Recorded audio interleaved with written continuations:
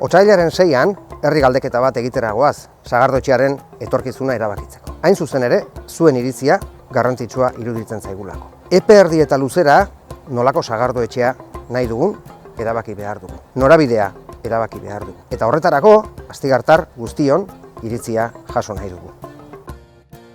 Sagardoetxearen planteamendu honetara iritsi aurretik, 4 hilabetetan zehar, hainbat herritar elkarte eta eragile bildu eta hausnarketa taldea osatu dute. Hausnarketa talde horretan, hainbat gako eta irizpide hausnartu dira. Horien ondorioz, proposamen bat planteatu da. Proposamen horretatik abiatuta, galdera bat jarriko dugu mahai gainean otsailaren 6an. Jarraian, azalduko dizuegu zer esan nahi duen baiezkoak eta zer esan nahi duen ezezkoak.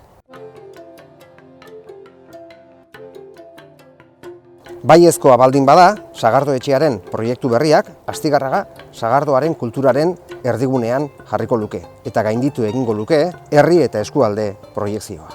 Aldiz, ezezkoa baldin bada, Sagardoetxeak jarraituko du jakina sagardogintzaren kultura sustatzen, baina oraingo baliabide eta irismenarekin. Baietzak ekonomia, merkataritza eta turismoa sustatzea eragingo luke. Ezetzak aldiz, orain arte bezala jarraitzea.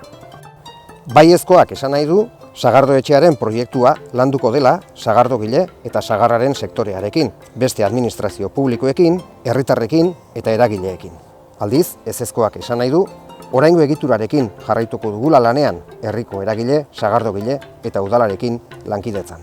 Baietzak esan nahi du, egoitza berria Kontxa Etxeberria lorategiaren eta Sagastiaren artean kokatuko dela.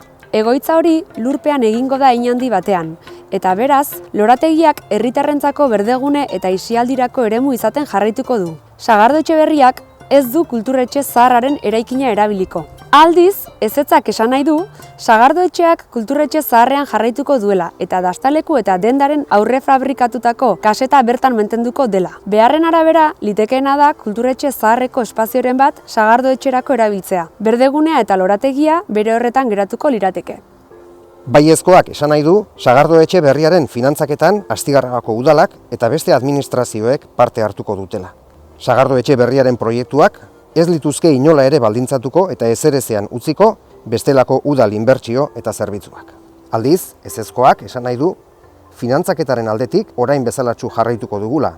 Hau da, Sagardoetxea finantzatuko dela udalaren ekarpenaren bidez eta lortzen dituen dirulaguntzekin. Horrelako inbertsio batek eskatzen duen aparteko ahalegin ekonomikorik egin gabe. Azken finean, baiezkoak esan nahi du, Sagardoetxe berriaren proiektua estrategikoa dela Astigarragarentzat. Eta aldiz, ezezkoak esan nahi du, ez dela proiektu estrategikoa eta Astigarragak badituela beste lehentasun batzuk. Zure bozka garrantzitsua da. Erabaki dezagun elkarrekin Sagardoetxearen etorkizuna.